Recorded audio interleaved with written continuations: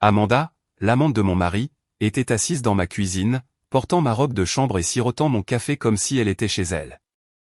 Mon mari m'a calmement dit que je pouvais accepter leur nouveau chapitre ou partir sans rien. J'ai souri, silencieuse. Dans 48 heures, ils apprendraient la vérité, la maison, les voitures et les comptes n'étaient pas à nous. Ils étaient à moi. Mon empire discret de 11 millions de dollars. Chaque matin pendant 6 ans, mon réveil a vibré silencieusement à 5 heures sous mon oreiller. Patrick n'a jamais su. Il dormirait à travers des tremblements de terre s'il se produisait avant son réveil de 7h30. Pendant qu'il rêvait de ce dont rêvent les banquiers d'affaires, probablement de feuilles de calcul et de whisky coûteux, je me glissais dans la chambre d'amis qu'il appelait mon coin bricolage. Mon coin bricolage. C'est ce qu'il disait à ses collègues quand il demandait ce qu'étaient les colis qui arrivaient quotidiennement chez nous. Allison a un petit truc en ligne, disait-il, faisant des guillemets avec ses doigts autour de « truc », comme si c'était quelque chose de mignon mais finalement sans importance. Ça l'occupe pendant que je suis au travail. Ce mardi matin-là, avant que mon monde ne bascule sur son axe, j'avais ouvert mon ordinateur portable pour voir des commandes de la nuit totalisant 47 000 $. Ma ligne de mode durable avait explosé en Asie. Mon fabricant vietnamien m'envoyait des emails pour augmenter la capacité. Mon équipe à distance de 12 personnes réparties dans 6 pays avait lancé notre nouvelle collection pendant que l'Amérique dormait. Tout cela géré depuis une pièce dans laquelle Patrick n'était jamais vraiment entré. Trop dédaigneux pour être curieux de ce que sa femme faisait toute la journée. Les déjeuners au country club étaient des exercices de retenue. Chaque jeudi, je m'asseyais avec les épouses d'investissement, c'est ainsi que nous étions étiquetés par les carrières de nos maris et je les écoutais rivaliser par le biais de réalisation par procuration. Richard vient de devenir associé principal, a annoncé Margaret Whitfield la semaine dernière, touchant un nouveau bracelet Rivière qui coûtait probablement plus cher que la voiture de la plupart des gens. Comme c'est merveilleux, avais-je murmuré dans ma soupe hors de prix, calculant que mes revenus matinaux dépassaient le salaire mensuel entier de Richard. Ces femmes mesuraient la valeur au bonus de leur mari et aux rénovations de leur cuisine. Elles ne comprendraient jamais le pouvoir enivrant de construire quelque chose à partir de rien, de regarder des journées à 100 $ devenir des journées à 1000 $, puis des journées à 10 000 $. Patrick doit bien s'en sortir, sondait Margaret, parce que tout était collecte de renseignements lors de ses déjeuners. C'est un nouveau sac. Il me traite bien, disais-je, sans mentionner que j'avais acheté le sac avec de l'argent provenant de comptes d'entreprise dont Patrick ignorait l'existence.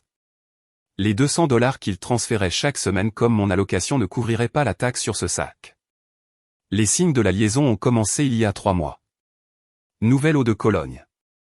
Tom Ford. 400 $ la bouteille.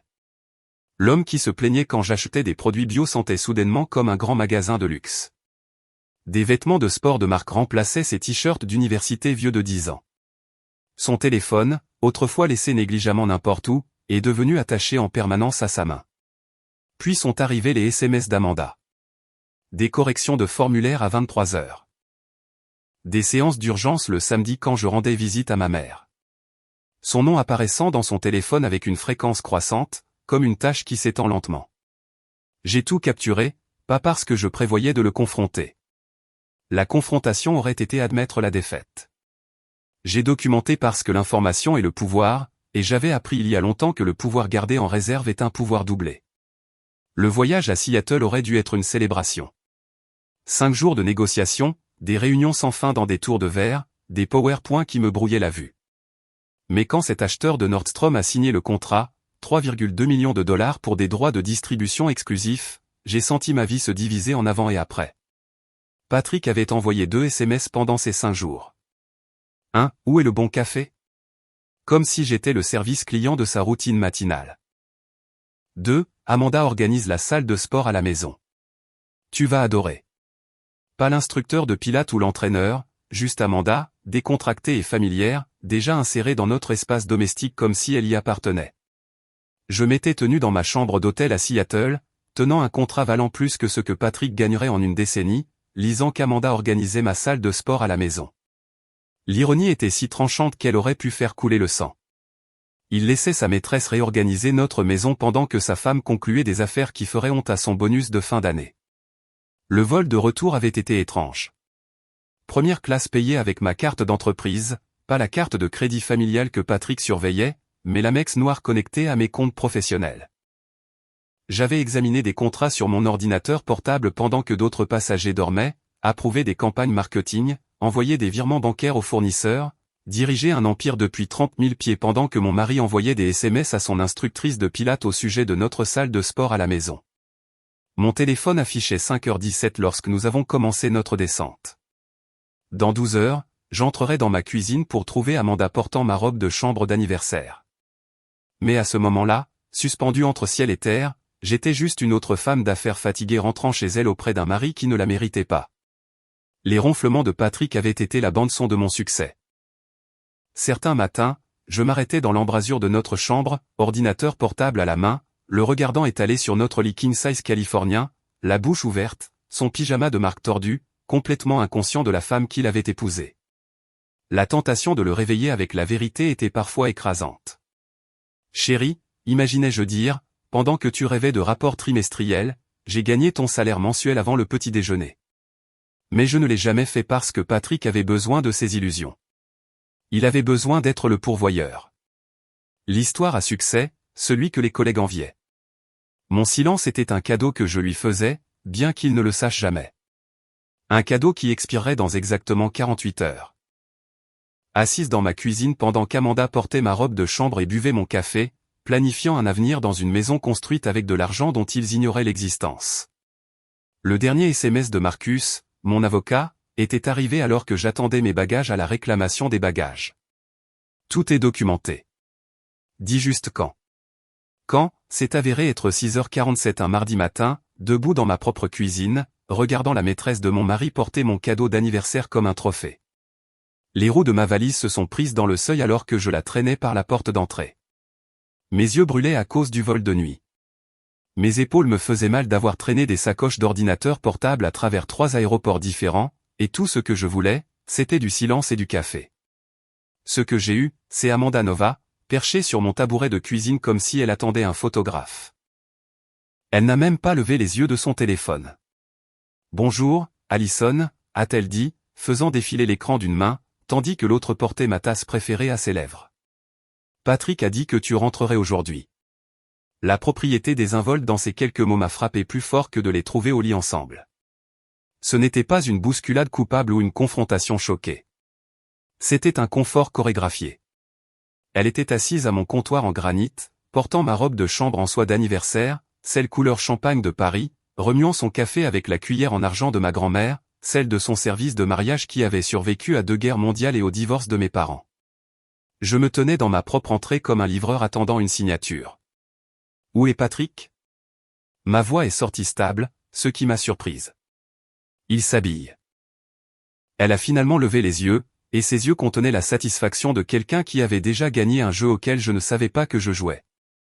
Il descendra dans 1 minute. Nous devons parler. Nous, pas, il a besoin de te parler. Nous. La cafetière gargouillait encore, ce qui signifiait qu'ils étaient levés depuis au moins 20 minutes. Assez longtemps pour se doucher ensemble. Assez longtemps pour planifier ce que cette embuscade était censée accomplir.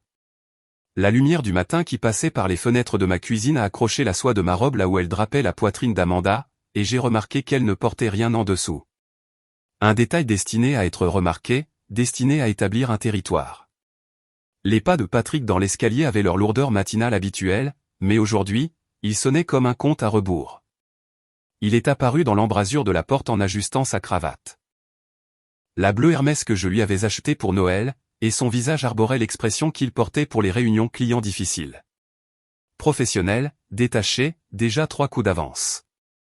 Nous devons discuter de certains changements, a-t-il dit, utilisant la voix qu'il réservait aux rapports trimestriels et aux projections d'investissement. Amanda et moi nous voyons depuis un certain temps maintenant. Un certain temps, comme si c'était un trimestre fiscal digne d'être noté. 6 mois, a fourni Amanda utilement, posant ma tasse avec un petit clic céramique qui semblait résonner. Depuis la fête du Nouvel An des Fletcher.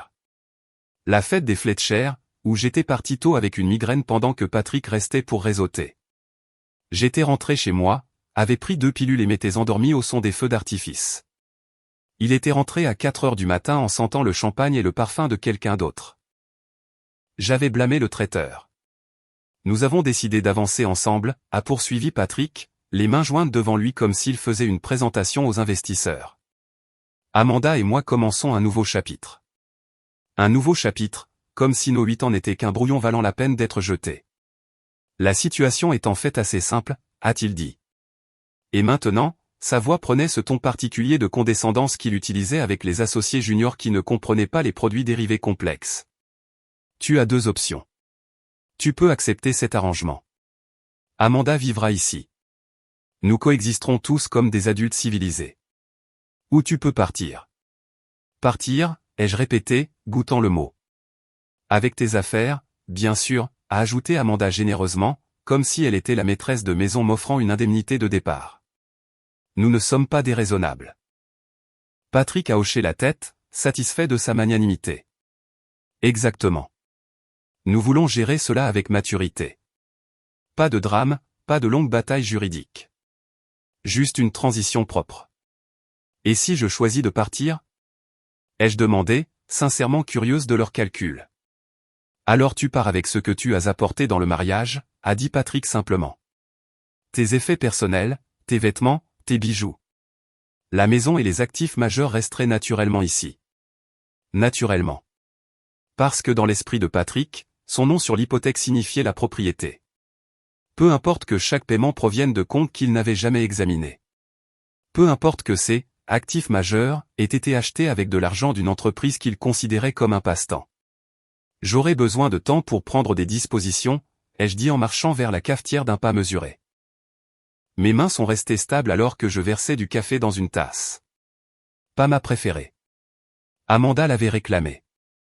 Et j'ai ajouté de la crème avec le calme exercé de quelqu'un qui ne regardait pas sa vie être réorganisée par un comité. Bien sûr, a dit Patrick, le soulagement visible dans le relâchement de ses épaules. Il s'attendait à des larmes.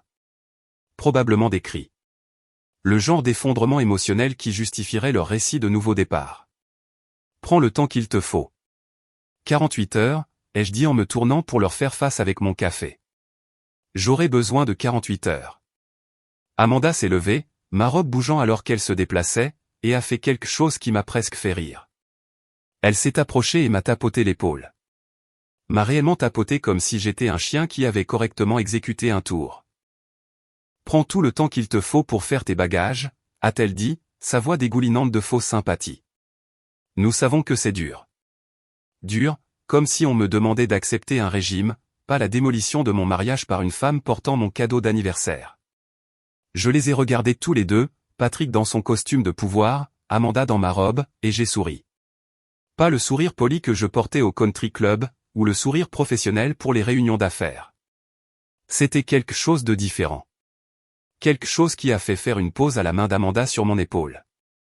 48 heures, ai-je répété. Cela devrait être plus que suffisant. Je suis sorti de ma cuisine avec mon café et ma valise, les laissant à leur victoire. À travers le salon, devant l'art que j'avais acheté avec des fonds d'entreprise, montant les escaliers qui menaient aux chambres qu'ils supposaient partager indéfiniment. Je pouvais les entendre derrière moi discuter déjà des changements. La voix d'Amanda portait jusqu'en haut des escaliers. Quelque chose à propos de couleurs de peinture et de nouveaux arrangements de meubles. Qu'ils planifient. Qu'ils mesurent et rêvent et redessinent. Ils avaient 48 heures pour profiter de la maison qu'ils ne possédaient pas. Pour planifier un avenir avec de l'argent qui n'était pas le leur, pour célébrer une victoire qu'ils n'avaient pas réellement gagnée. J'ai fermé la porte de la chambre d'amis. Je ne pouvais pas affronter la suite parentale qui sentait le Tom Ford et la trahison, et j'ai sorti mon téléphone. L'écran affichait 7h23. Marcus Lawson serait déjà à son bureau. Il se préparait pour cet appel depuis 10 mois, depuis que j'avais remarqué pour la première fois que les soirées tardives de Patrick s'alignaient avec les publications Instagram d'Amanda depuis des restaurants qu'il prétendait être des dîners clients. Je me tenais à la fenêtre donnant sur notre jardin mon jardin, techniquement possédé par Evergreen Holdings LLC et j'ai regardé la voiture de Patrick sortir de l'allée, partant au bureau pour se vanter auprès de ses collègues de son statut relationnel amélioré, probablement. La Mercedes blanche d'Amanda est restée sur la place visiteur où elle la garait de plus en plus fréquemment. Le téléphone a sonné une fois avant que Marcus ne décroche. Ça arrive. Sa voix était alerte. Prête? Oui. Chronologie, 48 heures. Ils veulent que je sois parti jeudi matin. Parfait. J'aurai tout prêt. Ils ne sauront pas ce qui leur est arrivé. À travers la fenêtre, je pouvais voir Amanda dans la cuisine tenant des échantillons de peinture contre mes murs. Elle se déplaçait dans mon espace avec la confiance de quelqu'un qui avait déjà changé les serrures dans son esprit. Ma robe attrapait la lumière du matin alors qu'elle tendait le bras, et j'ai remarqué qu'elle portait mon alliance sur une chaîne autour de son cou. Pas ses propres bijoux. La mienne, celle que j'avais laissée sur le comptoir de la salle de bain hier soir avant mon voyage. 10 mois de préparation activés par 2 mots. 10 mois de documentation, de planification, de structuration, 10 mois à regarder Patrick tomber amoureux de quelqu'un d'autre pendant que je m'assurais discrètement que lorsqu'il me pousserait de la falaise, je serais la seule avec un parachute. Marcus, ai-je dit, regardant toujours Amanda redécorer ma cuisine dans son esprit. Assure-toi que Diana sache de commencer l'extraction ce soir. Déjà envoyé un SMS. Elle rassemble l'équipe. 48 heures. Il pensait qu'il me donnait le temps d'accepter la défaite, de faire mes bagages de vêtements et de bijoux et de partir avec dignité. Au lieu de cela, il m'avait donné exactement ce dont j'avais besoin. Le temps de leur montrer que tout ce qu'ils pensaient avoir gagné n'avait jamais été à eux. La porte de la chambre d'amis s'était à peine refermée derrière moi quand j'ai entendu la porte du garage s'ouvrir. Patrick partant travailler signifiait qu'Amanda aurait la maison pour elle toute seule, probablement déjà en train de redécorer mentalement. Je me suis assise sur le bord du lit qui était devenu mon refuge ces dernières semaines. Le téléphone encore chaud de l'appel de Marcus quand je me suis souvenu du déjeuner du mardi avec maman. Elle serait là dans 4 heures, s'attendant à notre habituelle séance de salade et de potin. L'idée d'expliquer ce désastre me retournait l'estomac, mais annuler l'inquiéterait plus que la vérité. J'ai passé la matinée en mouvement mécanique. Douche, me changer pour quelque chose qui ne sentait pas l'avion. Commencer à sortir des dossiers de mon bureau, les importants, ceux qui prouvaient la propriété, documentaient la croissance, établissaient la structure d'entreprise minutieuse qui séparait mon entreprise de mon mariage. Mes mains bougeaient automatiquement tandis que mon esprit parcourait des calculs. 48 heures signifiait que Diana devrait bouger ce soir. L'inventaire d'exécution à lui seul prendrait des heures à déplacer. À midi, la Honda de maman est entrée dans l'allée. J'ai regardé par la fenêtre alors qu'elle sortait, portant sa contribution habituelle. Une fournée de barres au citron qu'elle insistait pour faire, même si nous ne les mangions jamais toutes. Ses mouvements étaient vifs pour 71 ans. Mais j'ai remarqué la légère pause quand elle a vu la Mercedes d'Amanda sur la place visiteur où elle n'avait rien à faire pendant un jour de travail. La porte d'entrée s'est ouverte avant qu'elle ne puisse frapper. Amanda se tenait là en pantalon de yoga et soutien-gorge de sport, semblant venir de terminer une séance d'entraînement dans ma salle de sport à la maison. Oh, a dit maman, sa voix parfaitement neutre. Bonjour. Vous devez être la mère d'Alison, a dit Amanda, s'écartant avec l'air gracieux d'une hôtesse. Je suis Amanda. Entrez, je vous en prie. La façon dont elle l'a dit, comme si elle accueillait maman chez elle, a fait se serrer mes mains. Je suis descendu rapidement les escaliers, les interceptant dans le foyer. Salut, maman. J'ai embrassé sa joue, prenant le récipient de bar au citron. Amanda partait juste pour le studio. En fait, je réorganise la cuisine, a annoncé Amanda, inconsciente de la tension. Patrick a mentionné que tu voulais mettre à jour l'agencement des placards depuis des années. Les yeux de maman ont trouvé les miens. Et dans ce regard se trouvaient 40 ans de sagesse accumulée sur les hommes et les femmes qui les prennent. Qui est ton ami, chérie, a-t-elle demandé, bien que son ton dise qu'elle savait déjà exactement qui était Amanda. L'instructrice de pilates de Patrick, ai-je dit prudemment. Petite amie, a corrigé Amanda avec un sourire qui appartenait à un chat près d'une cage à oiseaux vide. Patrick et moi sommes ensemble maintenant. Alison déménage dans quelques jours. Le silence qui a suivi aurait pu étouffer quelqu'un. Maman a posé son sac à main avec le genre de calme délibéré qui précédait les explosions dans mon enfance. Mais au lieu d'exploser, elle s'est tournée vers moi avec quelque chose de pire que la colère. La déception. Parlons dans ton bureau, a-t-elle dit doucement. Nous avons monté les escaliers pendant qu'Amanda retournait détruire mon système d'organisation de cuisine. Maman a fermé la porte du bureau et s'est assise dans le fauteuil où Patrick ne s'asseyait jamais, dans la pièce où il n'entrait jamais, entouré des preuves de succès qu'il ne reconnaissait jamais. Depuis combien de temps, a-t-elle demandé. 6 mois apparemment, depuis le nouvel an. Elle a hoché la tête lentement, assimilant. Et Patrick m'a donné 48 heures pour accepter ou partir sans rien. Rien. Elle a répété le mot comme si elle goûtait quelque chose d'amer. Tout comme ton père m'a dit. Par sans rien ou reste et fait semblant. Ses mains se tordaient sur ses genoux. Je suis restée. 30 ans à rester silencieuse pendant qu'il les faisait défiler dans notre vie. Secrétaire, instructrice de tennis, la femme de son club de lecture. J'ai souri à travers tout cela parce que je n'avais pas d'argent à moi, pas de carrière sur laquelle me rabattre, rien d'autre que la promesse qu'il subviendrait à mes besoins. Maman. Je t'ai regardé te faire plus petite pour tenir dans l'ombre de Patrick, a-t-elle poursuivi, sa voix gagnant en force. Je t'ai regardé tamiser ta lumière pour que la sienne puisse briller plus fort. Mais tu n'es pas moi, Allison. Tu as construit quelque chose qu'il ne peut pas prendre. Elle s'est levée, inspectant mon bureau avec un regard neuf, les classeurs, les récompenses dont Patrick ne s'était jamais soucié, le premier dollar encadré de mon entreprise qu'il trouvait mignon. Montre-moi ce que tu dois emballer, a-t-elle dit. Les choses importantes, les choses qui prouvent que c'est à toi. Nous avons travaillé dans un silence concentré, remplissant des boîtes de documents d'entreprise, de déclarations de revenus, des documents originaux de la LLC d'avant même que je rencontre Patrick. L'efficacité de maman m'a surprise. Elle savait exactement quel papier comptait, quel contrat devait être protégé. Ta grand-mère m'a laissé de l'argent, a-t-elle dit soudainement, scotchant une boîte fermée. 50 000 $ dont ton père n'a jamais eu connaissance. Elle m'a fait promettre de l'utiliser si jamais je devenais assez courageuse pour partir. Je ne l'ai jamais fait. Utiliser pour tes études à la place. Maman, je n'ai jamais su. Parce que la honte est silencieuse, a-t-elle dit simplement. Mais plus maintenant. Pas pour toi. À 15 heures, nous avions emballé 12 boîtes de documents cruciaux. Maman m'a aidé à les charger dans sa Honda. Patrick ne vérifierait jamais sa voiture. Alors que nous portions la dernière boîte, mon téléphone a sonné. Le nom de Kelly sur l'écran m'a fait un haut le cœur. L'assistante de Patrick ne m'appelait jamais. Madame Manning. Sa voix était épaisse de larmes. Je suis tellement désolé. Je suis tellement désolé. Kelly, qu'est-ce qui ne va pas? Je les ai réservés, les dîners, les hôtels, 6 mois à vous mentir. Il m'a fait utiliser sa carte personnelle pour que vous ne voyiez pas les frais.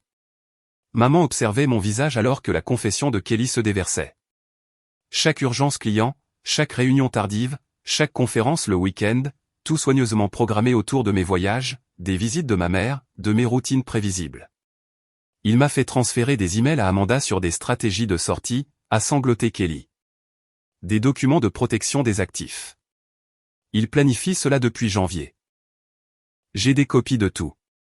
Je les envoie maintenant. Kelly, pourquoi me dis-tu ça?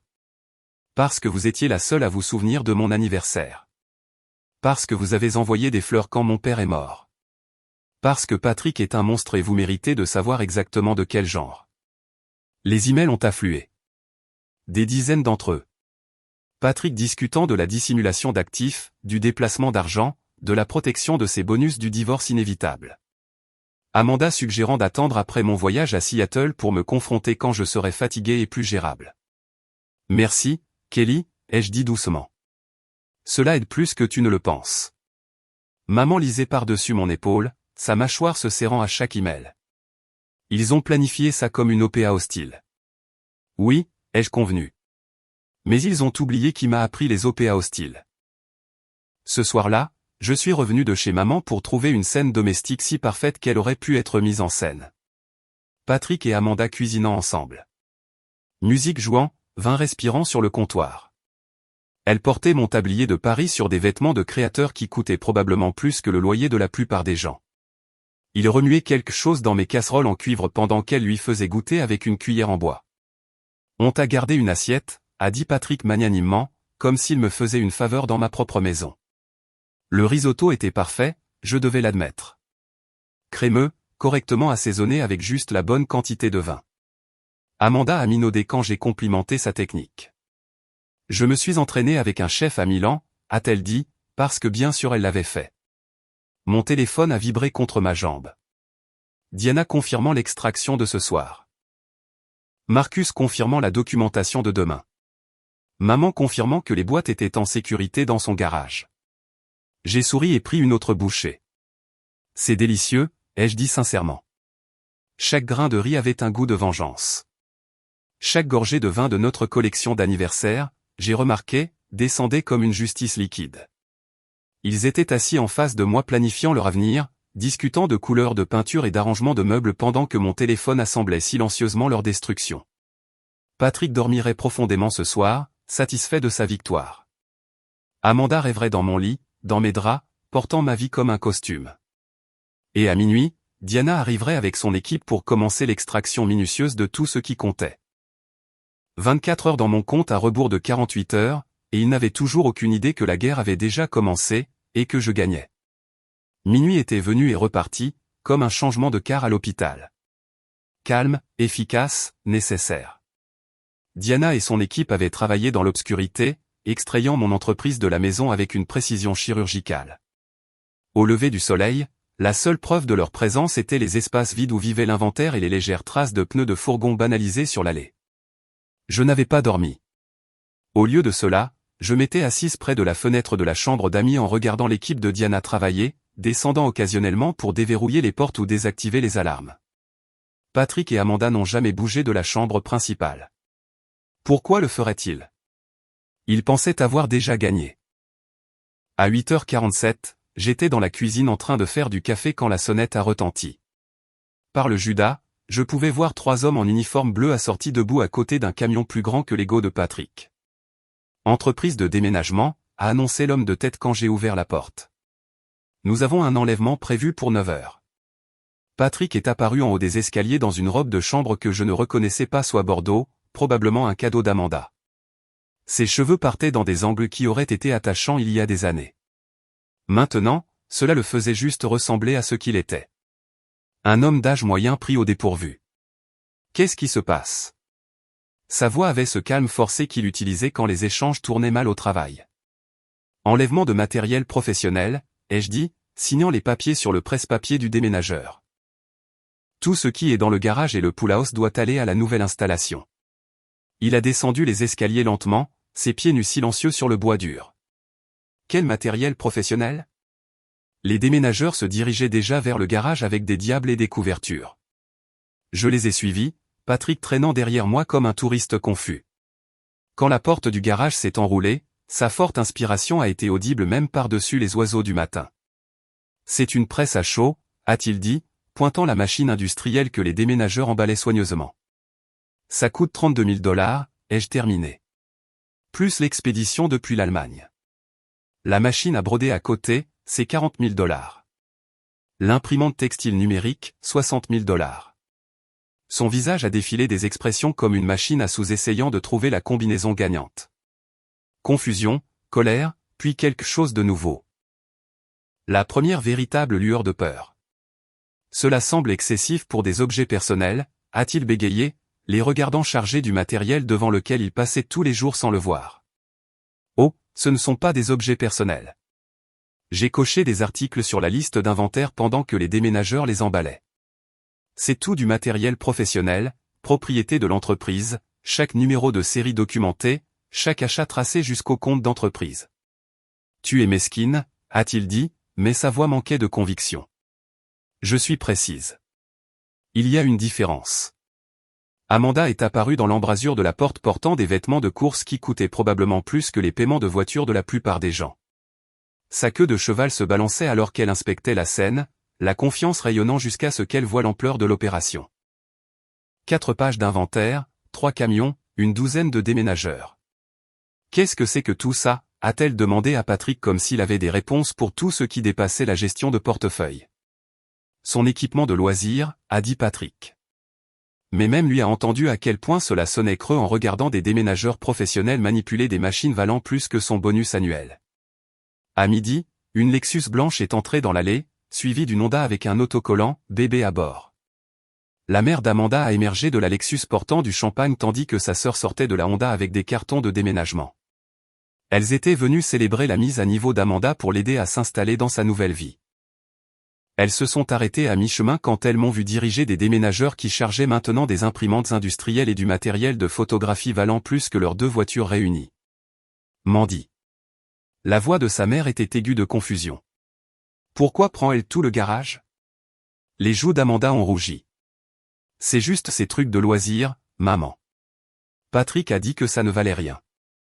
Sa sœur, clairement la plus intelligente, a regardé un déménageur emballer soigneusement une pièce d'équipement avec une étiquette de prix visible. Ce truc de loisir a une étiquette à 50 000 $, m'en dit. C'est probablement faux, a dit Amanda rapidement. Tu sais comment les gens exagèrent en ligne. Madame Chin a choisi ce moment pour émerger de son jardin. Sécateur en main et des décennies de potins de quartier prêts à être déployés. Elle vivait à côté depuis 15 ans et avait des opinions sur tout, de Mérose au stationnement de Patrick. Enfin débarrassée de cet homme inutile, a-t-elle crié assez fort pour que les déménageurs s'arrêtent. Patrick est resté figé dans l'embrasure de la porte alors qu'elle s'approchait, sa petite silhouette portant l'autorité de quelqu'un qui avait élevé 4 enfants et ne craignait rien. Madame Chin, ai-je commencé, mais elle m'a fait signe de me taire. J'ai vu cette fille se faufiler pendant des mois, a-t-elle annoncé, pointant son sécateur vers Amanda comme une accusation. Utilisant votre clé de rechange pendant que vous voyagiez. Parfois restait la nuit quand votre voiture n'était pas là. Le visage de Patrick s'est vidé de sa couleur. La mère d'Amanda s'est lentement tournée pour regarder sa fille. A même pris des photos une fois, a continué Madame Chin, tirant une clé USB de son tablier de jardin. Cette nuit de mars où elle est arrivée à 2 heures du matin dans cette robe blanche. Très mémorable. Elle a pressé la clé dans ma main, l'a tapotée 2 fois, puis a regardé directement Patrick. Ta mère aurait honte, a-t-elle dit, puis est retournée à son jardin. Le silence s'est étiré jusqu'à ce que la sœur d'Amanda le brise. Mars, n'était-ce pas quand tu as dit que tu étais à cette retraite de méditation? Discutons de ça à l'intérieur, a dit la mère d'Amanda sèchement. Mais Amanda racontait déjà des histoires. Elle ment évidemment. C'est tout. Le bruit de la Tesla de Marcus arrivant l'a coupé. Mon avocat a émergé portant une mallette qui semblait assez chère pour financer une petite start-up.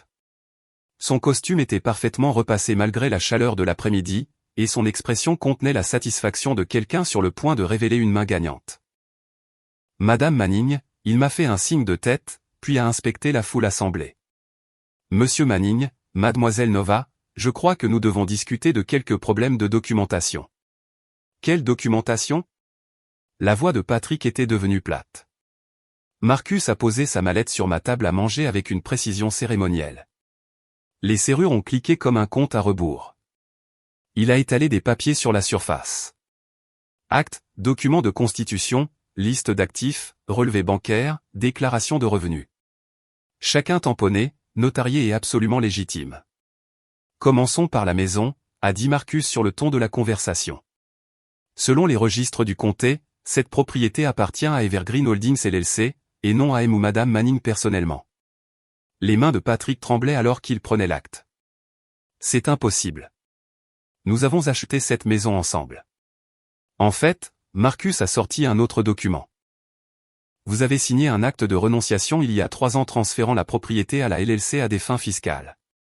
Vous avez insisté sur le fait que cela économiserait de l'argent sur les gains en capital. Je n'ai jamais. Votre signature notariée par Kelly Brennan, votre assistante. Marcus a pointé le bas de la page. Vous avez signé 17 documents ce jour-là. Vous lui avez demandé de se dépêcher parce que vous aviez une réunion de golf. Amanda était devenue très immobile. Patrick, tu as dit que tu possédais tout. Les voitures. La voix de Patrick a craqué.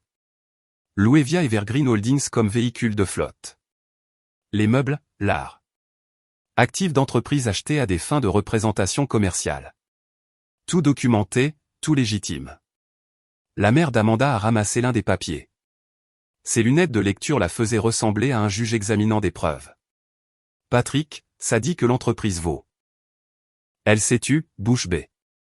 Patrick. La voix d'Amanda était devenue petite. Il a dit qu'elle jouait juste en ligne. Il a dit que c'était un blog de loisirs que personne ne lisait. Patrick fixait les papiers comme s'ils étaient écrits dans une langue étrangère. Son cerveau de banquier d'affaires essayant de trouver la faille, l'erreur, la chose qui rendrait tout cela faux. Mais la documentation de Marcus était parfaite parce que j'avais appris du meilleur, de Patrick lui-même. Chaque fois qu'il avait expliqué comment les riches protégeaient leurs actifs, ne sachant jamais que je prenais des notes. Marcus a plongé la main dans sa mallette une fois de plus, et je savais ce qui arrivait avant même qu'il ne sorte le dossier. Le rapport d'évaluation, le seul document qui transformerait la condescendance de Patrick en compréhension. Avant de discuter de l'accord prénuptial, a dit Marcus, sa voix portant le poids d'une révélation soigneusement orchestrée, je crois que M. Manning devrait comprendre toute l'étendue des actifs d'Evergreen Holdings. Il a glissé le dossier à travers la table à manger. La couverture portait le logo de Morrison & Associates, la société d'évaluation que la propre entreprise de Patrick utilisait pour ses acquisitions majeures. Patrick l'a reconnu immédiatement. Ses doigts ont hésité avant de l'ouvrir. Page 3, a suggéré Marcus utilement. Le résumé. Patrick a tourné la page. Ses yeux ont trouvé le chiffre en bas, puis sont remontés en haut de la page, puis au chiffre à nouveau. Sa bouche s'est ouverte, fermée, ouverte à nouveau. 11 millions de dollars. Les mots sont sortis étranglés. La mère d'Amanda a halté. Amanda elle-même a saisi le rapport, ses ongles parfaitement manucurés s'enfonçant dans le papier alors qu'elle lisait. C'est impossible, a chuchoté Patrick. Son cerveau de banquier d'affaires court-circuitait, essayant de concilier le chiffre avec sa version de la réalité. Tu ne m'as jamais dit. Tu n'as jamais demandé, ai-je dit simplement. Trop occupé à rire de mon passe-temps de femme au foyer pour remarquer que je gagnais des millions de plus que toi. Mais tu as dit que c'était un blog lifestyle sur la vie bio ou je ne sais quoi. Ça a commencé comme un blog il y a 6 ans.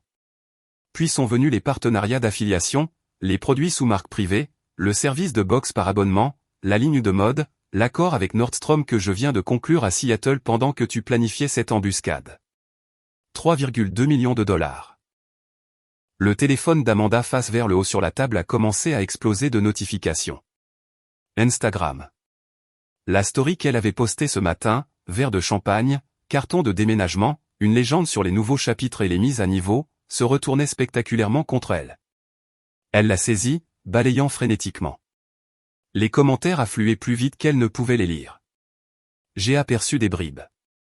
Chercheuse d'or. Briseuse de ménage. Il ne possède même pas la maison. Elle s'est jouée elle-même. Karma en chargement, 100% terminé. Non, non, non, marmonnait-elle, essayant de supprimer la publication. Mais Internet n'oublie jamais. Des captures d'écran circulaient déjà, partagées dans des discussions de groupe et republiées avec des émojis rieurs. Son nombre de followers affiché en haut de son profil chutait en temps réel. 23 000, 22 800. 22 500. Chaque rafraîchissement montrait moins de personnes voulant être associées à sa vie soigneusement organisée. Fait que ça s'arrête, a-t-elle dit à Patrick, lui fourrant son téléphone comme s'il pouvait contrôler Internet d'une manière ou d'une autre. Patrick l'a à peine regardé. Il fixait toujours le rapport d'évaluation, feuilletant des pages de projection de revenus, de listes d'actifs, d'évaluation de propriété intellectuelle. Son visage avait pris la couleur du vieux papier. La sonnette a retenti. À travers la fenêtre de la salle à manger, je pouvais voir une BMW familière, la voiture de David. Le frère aîné de Patrick, celui qui avait réussi et qui n'avait jamais tout à fait pardonné à Patrick d'avoir gâché les connexions de leurs parents. Patrick s'est levé d'un bond. David va régler ça. C'est un avocat spécialisé dans les contrats. Il va trouver quelque chose qui cloche dans tout ça. Mais quand David est entré, son expression n'était pas celle à laquelle Patrick s'attendait. Il a inspecté la scène. Les papiers étalés sur la table. La mère d'Amanda serrant ses perles. Amanda elle-même ayant l'air de voir son monde se dissoudre. Et Patrick debout là dans sa ridicule robe de chambre bordeaux. Patrick t'a appelé. Ai-je demandé. En panique, a confirmé David. Quelque chose à propos de dissimulation illégale d'actifs et de fraude d'entreprise. Il a ramassé l'un des documents, le scannant avec un intérêt professionnel. C'est en fait une structuration assez élégante. Votre avocat, Marcus Lawson. Marcus s'est présenté. J'ai entendu parler de vous. Le divorce Fitzgerald, n'est-ce pas? C'était du travail brillant. David, la voix de Patrick a craqué. Tu es censé m'aider. David a posé le papier et a regardé son jeune frère avec quelque chose entre la pitié et la satisfaction. T'aider à quoi exactement? Récupérer des actifs que tu n'as jamais possédés. Combattre une évaluation que tu n'as jamais pris la peine d'examiner. C'est ma femme. Cet argent est à elle. Je t'avais dit qu'Allison était une vraie de vraie. Patrick l'a regardé bâtir cette entreprise pendant que tu te languissais dans des cocktails, te vantant de tes bonus alors qu'elle bâtissait discrètement un empire. Il s'est tourné vers moi et son expression s'est adoucie. Je suis désolé que ça en soit arrivé là, Allison. Tu méritais mieux. De quel côté es-tu, a exigé Patrick. Du côté qui a raison depuis le début. Tu avais une femme valant des millions et tu l'as jetée pour elle. Il a jeté un coup d'œil à Amanda dont le téléphone teintait encore de notifications brutales. Ça. La sœur d'Amanda était restée silencieuse jusqu'à maintenant, mais elle a soudainement ri. Mandy, tu as dit à tout le monde que tu faisais un mariage avantageux. Tu as dit qu'il était riche. Il est riche, a protesté Amanda. Sa femme est riche, a corrigé sa mère, posant le rapport d'évaluation. Il est juste. Quel est le mot? Cadre moyen. Analyste principal en investissement, a corrigé Patrick faiblement. Avec un salaire de, a demandé David, bien qu'il connaisse clairement la réponse. 160 de base, a admis Patrick. Donc environ 1% de la valeur nette de ta femme, a calculé David. Félicitations, Patrick. Tu es un homme entretenu qui ne savait même pas qu'il était entretenu. C'est à ce moment-là que j'ai sorti le document final. Celui sur lequel Patrick avait insisté il y a 8 ans quand son compte d'épargne de 40 000 $ lui donnait l'impression d'être un magnate.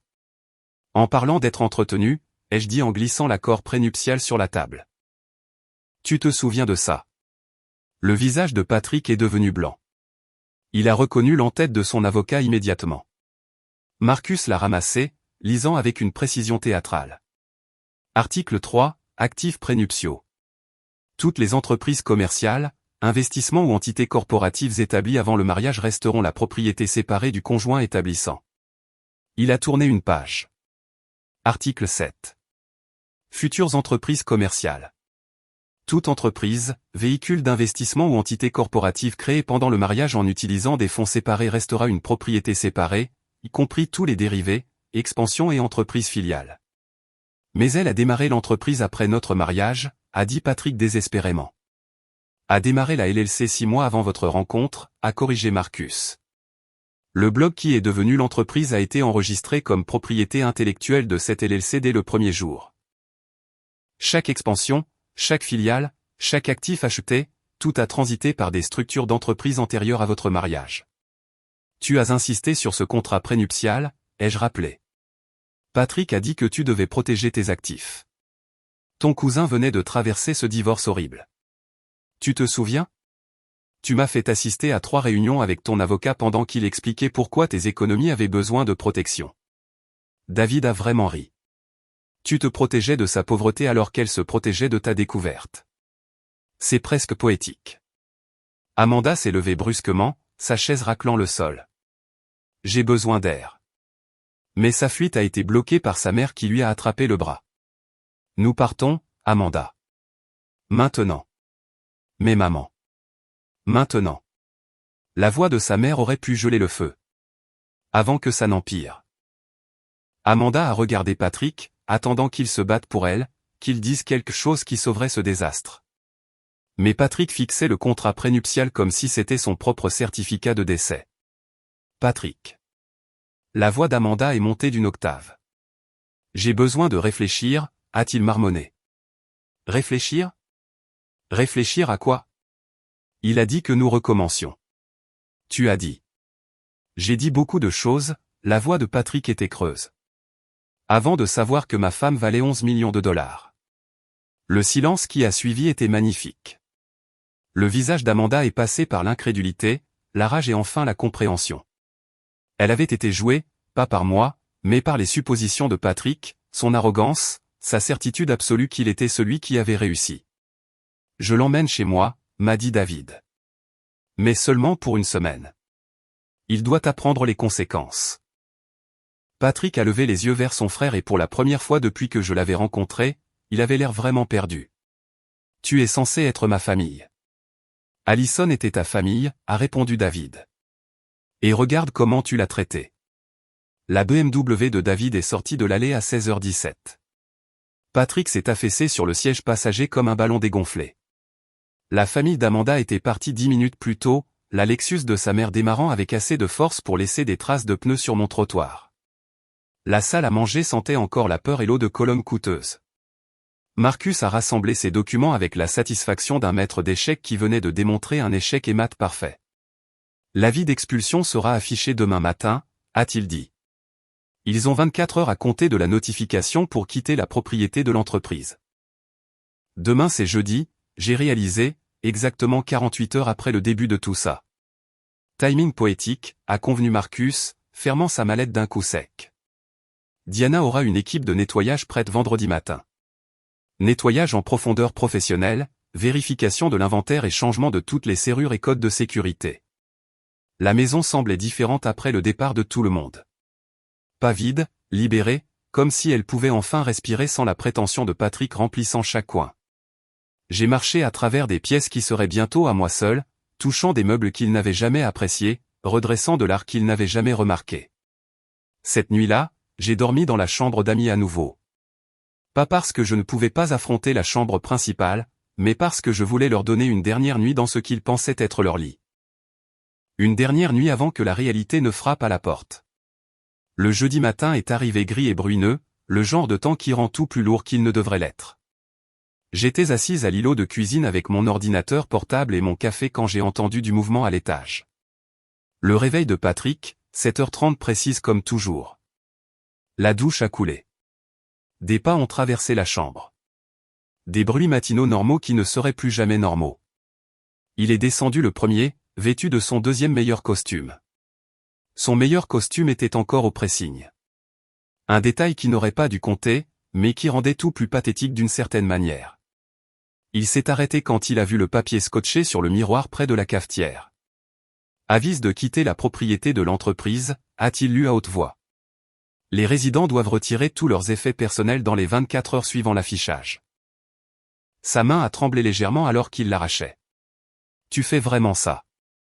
L'entreprise fait ça, ai-je corrigé. Je ne suis que le sot. Amanda est apparue portant un jean et un sweatshirt Berkeley que je n'avais jamais vu auparavant.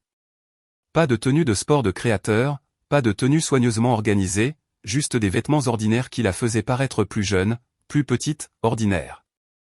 Je dois appeler mon propriétaire, a-t-elle dit à Patrick, sans me regarder. Peut-être que je peux récupérer mon appartement. Elle est sortie avec son téléphone. Par la fenêtre, je l'ai regardée faire les 100 pas dans l'allée, gesticulant d'une main, plaidant clairement. Quand elle est revenue, son visage racontait l'histoire. Il l'a déjà loué, a-t-elle dit platement. À un couple. Ils ont emménagé hier. Le téléphone de Patrick a sonné. La sonnerie qu'il utilisait pour son bureau. La chevauchée des Valkyries de Wagner. Parce que bien sûr. Il a répondu avec sa voix professionnelle. Toute fausse confiance et timbre professionnel. Patrick Manning. Je ne pouvais pas entendre l'autre côté, mais j'ai regardé son visage changer. La couleur s'est vidée d'abord, puis sa mâchoire s'est serrée, puis sa main libre s'est fermée en poing. Ce n'est pas. Je peux expliquer. Plus de silence. Monsieur Harrison, s'il vous plaît. L'appel s'est terminé. Patrick est resté là tenant son téléphone comme s'il pouvait sonner à nouveau. Comme s'il pouvait tout reprendre. Ils savent, a-t-il dit finalement. Quelqu'un leur a tout envoyé. Les emails avec Amanda depuis mon ordinateur de travail. Les fausses réunions clients. Les heures que j'ai facturées pendant que j'étais. Il a cessé de me regarder. C'était toi. C'était Kelly, ai-je dit. Ton assistante. Celle que tu as fait mentir pour toi. Elle a tout transféré à ton associé gérant hier. Sa conscience a finalement gagné. Videz votre bureau, a-t-il répété les mots d'un ton creux. 20 ans dans cette entreprise. 20 ans. Ils ont passé la matinée à faire leur bagage en silence. Pas ensemble. Cette unité s'était évaporée avec l'argent. Patrick remplissait des valises avec ses costumes, ses montres, sa collection de boutons de manchette qui lui faisait croire qu'il était important. Amanda emballait ses vêtements de yoga, ses bijoux, les sacs de créateurs qui ressemblaient soudain à des costumes d'une pièce qui avait fermé. À midi, ma mère est arrivée. Pas pour jubiler, mais pour autre chose. Elle portait une petite boîte en velours que j'ai reconnue immédiatement. Je suis allé au coffre-fort, a-t-elle dit, ignorant complètement Patrick et Amanda. Ça t'appartient. À l'intérieur se trouvait la bague de ma grand-mère. Platine art déco avec un saphir entouré de petits diamants. J'y avais renoncé quand Patrick m'avait demandé en mariage parce que son solitaire de 2 carats était plus approprié pour la femme d'un banquier d'affaires. Ta grand-mère a construit sa propre fortune aussi, a dit maman assez fort pour qu'ils entendent. A dirigé une entreprise de couture pendant que ton grand-père s'attribuait le mérite. A employé 12 femmes pendant la dépression. N'a jamais mis son nom sur rien. Elle m'a aidé à la glisser à ma main droite. Ma main gauche portait toujours la bague de Patrick, bien que plus pour longtemps. Elle serait fière que tu n'aies pas répété l'histoire, a dit maman, regardant directement Patrick. Certaines leçons prennent des générations à apprendre. Nous nous sommes assises à l'îlot de cuisine en buvant du thé dans la porcelaine que Patrick disait toujours trop chichiteuse pendant que lui et Amanda traînaient des valises en bas. La pluie avait cessé, mais tout semblait encore gris par les fenêtres.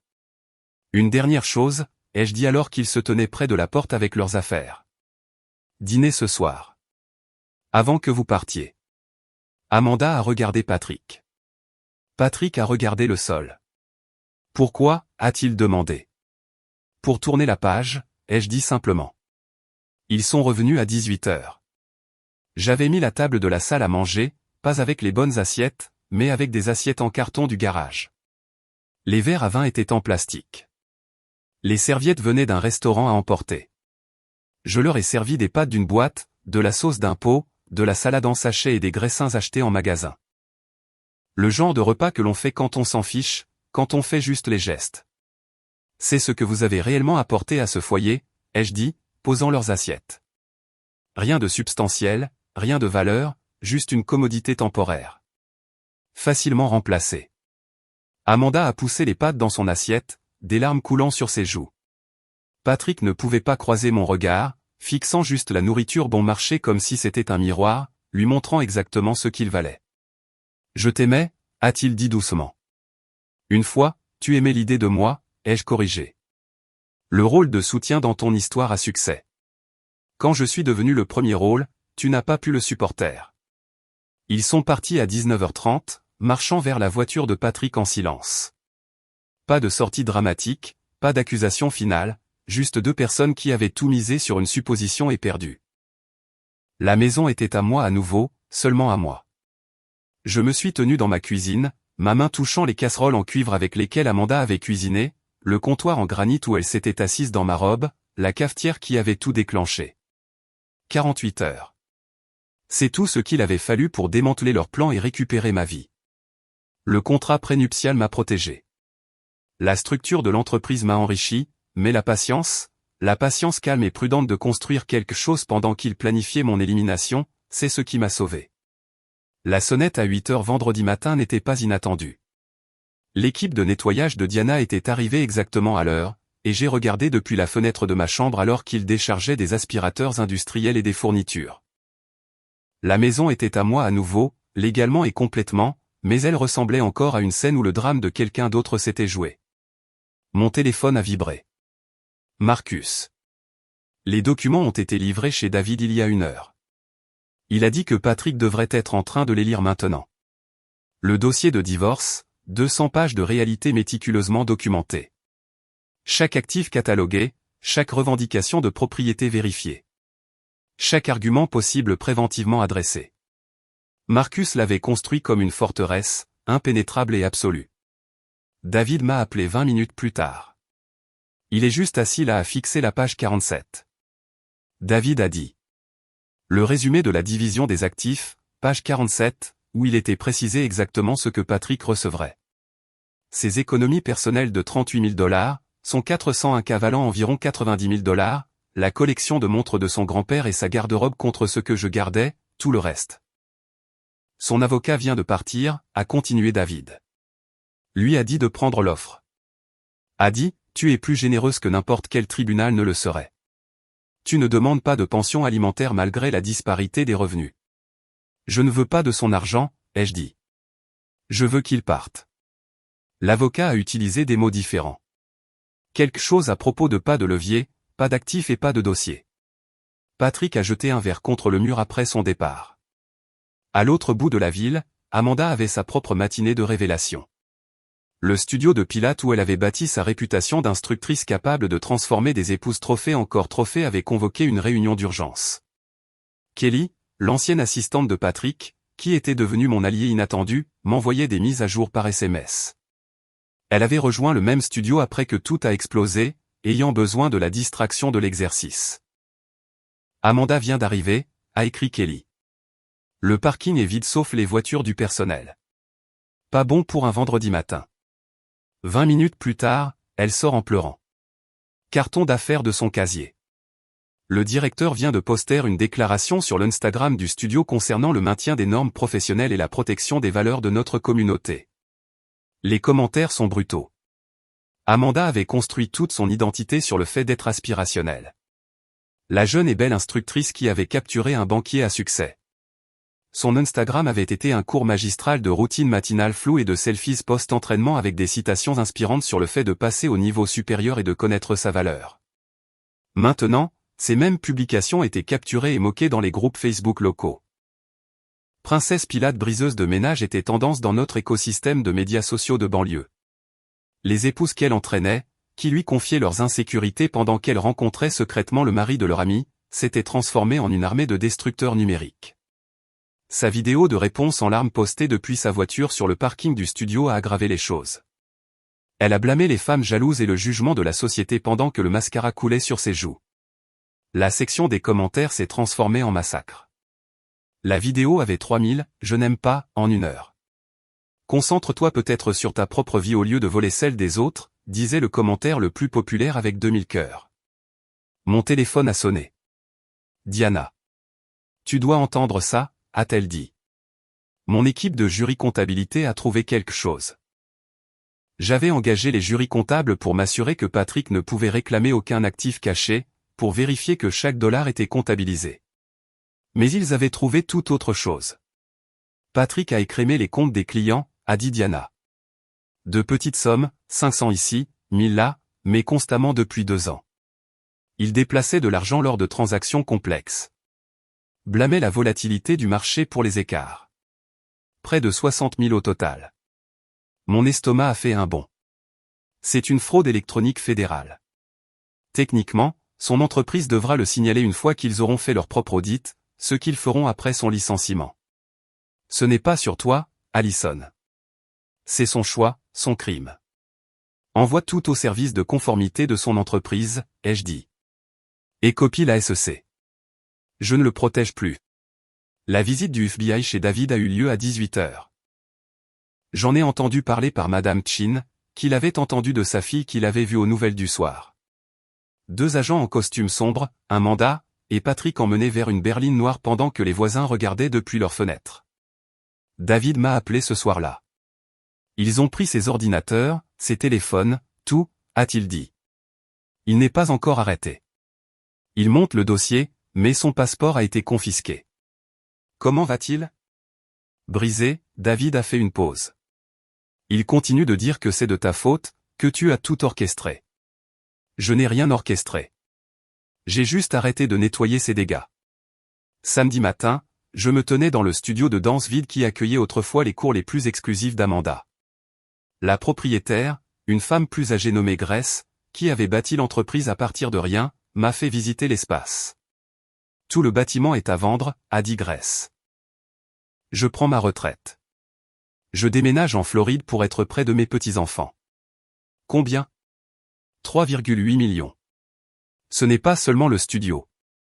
Il y a 6 espaces commerciaux pour des bureaux à l'étage et un entrepôt à l'arrière. J'ai marché à travers les pièces en voyant des possibilités là où Amanda avait vu un royaume. Les miroirs qui avaient reflété son image soigneusement élaborée pouvaient refléter des femmes bâtissant de vraies entreprises. L'espace où elle commérait sur les mariages des autres pouvait accueillir des ateliers sur la littératie financière. Je le prends, ai-je dit. Clôture sous 30 jours. Grace a eu l'air surprise. Vous ne voulez pas négocier? Non, mais j'ai des conditions. Les locataires actuels ont un droit de premier refus à leurs tarifs actuels. Pas d'augmentation de loyer pendant 2 ans et l'espace studio est converti en coworking spécifiquement pour les femmes entrepreneurs. Amanda ne va pas aimer ça, a dit Grace prudemment. Amanda n'a plus voix au chapitre. L'achat s'est fait rapidement. Les transactions en espèces le font toujours. D'ici la fin du mois, la rénovation commencerait. Le studio où Amanda avait joué à la reine des abeilles deviendrait une ruche de productivité réelle. L'ironie était parfaite. Elle devrait regarder d'où qu'elle atterrisse alors que son ancien domaine se transformait en quelque chose qui autonomisait réellement les femmes au lieu de leur apprendre à rivaliser pour l'attention des hommes. J'ai programmé la grande ouverture pour le 15 juin, ce qui aurait été notre 9e anniversaire. Patrick ferait probablement face à des accusations fédérales d'ici là. Amanda essaierait de reconstruire son nombre de followers à partir de zéro. Et je couperai le ruban d'un espace conçu pour garantir que d'autres femmes n'aient jamais à dépendre de l'argent de quelqu'un d'autre, de l'approbation de quelqu'un d'autre, de la permission de quelqu'un d'autre pour construire quelque chose de significatif. Le bâtiment s'appellerait le Centre Graham, d'après ma grand-mère. La femme qui avait bâti sa propre fortune pendant que son mari s'attribuait le mérite. La femme dont je portais maintenant la bague comme un rappel que certaines leçons prennent des générations à apprendre, mais seulement des moments à enseigner. Marcus m'a envoyé un SMS ce soir-là. Patrick a signé les papiers du divorce. Non contesté. Tu es libre. Libre. Un si petit mot pour un sentiment si énorme. La liberté avait le goût du café du matin sans peur. Pas de pas dans les escaliers pour annoncer son humeur. Pas de calcul prudent sur les sujets à éviter. Juste un silence qui m'appartenait dans une maison qui était enfin légalement, complètement à moi. 6 mois s'étaient écoulés depuis que Patrick avait signé ses papiers. 6 mois depuis qu'Amanda avait posté sa dernière vidéo en larmes. 6 mois à reconstruire ce que je n'avais jamais réellement perdu, juste caché. L'enveloppe est arrivée un mardi. L'adresse de retour de la prison se détachait sur le papier crème. Institution correctionnelle fédérale, sécurité minimale. L'écriture de Patrick sur mon nom. Toujours audacieuse malgré tout. Je l'ai ouverte à mon îlot de cuisine, au même endroit où tout avait commencé. Allison, écrivait-il, il nous donne le temps de réfléchir ici. Trop de temps probablement. Je comprends maintenant. J'étais tellement occupé à être impressionnant. Je n'ai jamais remarqué que tu construisais quelque chose d'impressionnant. J'étais le personnage secondaire de ton histoire, mais j'ai insisté pour être le premier rôle. Ça a dû être épuisant pour toi. La lettre continuait. 2 pages de réflexion qui ressemblaient à un discours de thérapie mélangé à une véritable reconnaissance. 18 mois pour détournement de fonds. Son entreprise avait porté plainte après que l'enquête du FBI a révélé l'ampleur de son vol. 60 000 $ sur 2 ans, cachés dans la volatilité du marché, volés à des gens qui lui faisaient confiance. Je n'ai pas répondu, mais je ne l'ai pas jeté non plus. Elle est allée dans le tiroir avec nos photos de mariage, le certificat de mariage, le contrat prénuptial qui m'avait sauvé, preuve d'une vie que j'avais dépassée plutôt que perdue, un musée de qui j'étais. 3 semaines plus tard, Amanda se tenait dans le hall de mon nouveau siège social. Le Centre Graham était ouvert depuis 4 mois, bourdonnant de femmes, créant des entreprises, partageant des ressources, créant des réseaux que Patrick aurait qualifiés de mignons. Elle avait l'air différente. La tenue de sport de créateur avait disparu, remplacée par un jean ordinaire et un pull simple. Son maquillage Instagram parfait avait cédé la place à quelque chose de plus simple. Elle paraissait plus jeune, ou peut-être juste plus honnête. Je ne suis pas ici pour m'excuser à nouveau, a-t-elle dit quand la sécurité a appelé mon bureau. Puis-je avoir 5 minutes? Je l'ai rencontrée dans le hall, pas dans mon bureau. Certaines limites doivent rester fermes. Je veux apprendre, a-t-elle dit sans préambule. Pas de toi. Je sais que ce pont est brûlé. Mais quelque part. Comment je recommence? Comment je construis quelque chose de réel au lieu de juste le jouer? L'ancienne moi l'aurait renvoyé. La moi amère aurait apprécié sa lutte. Mais la femme que j'étais devenue, celle portant la bague de ma grand-mère et dirigeant une entreprise de 11 millions de $, avait appris que le succès n'était pas un jeu à somme nulle. J'ai sorti une carte de visite de mon portefeuille. Fondation pour l'entrepreneuriat féminin à Portland. Il gère un programme pour les femmes qui recommencent. Logement, aide, formation commerciale, mentorat. La directrice est dure mais juste. Amanda a pris la carte à 2 mains comme si elle était précieuse. Pourquoi? Parce que le succès mérité dure plus longtemps que le confort volé, ai-je dit. Tu veux construire quelque chose? Commence par les fondations, pas la décoration. Elle a hoché la tête, a glissé la carte dans sa poche. Je travaille dans un bar à jus maintenant. Salaire minimum. Ma mère ne me parle plus. Internet m'a détruite. Elle a fait une pause. Je me suis détruite. Non, ai-je corrigé. Tu as participé à ma destruction. Internet a juste rendu l'appareil. La différence est que j'avais quelque chose de réel sur quoi me rabattre. Construis ça d'abord.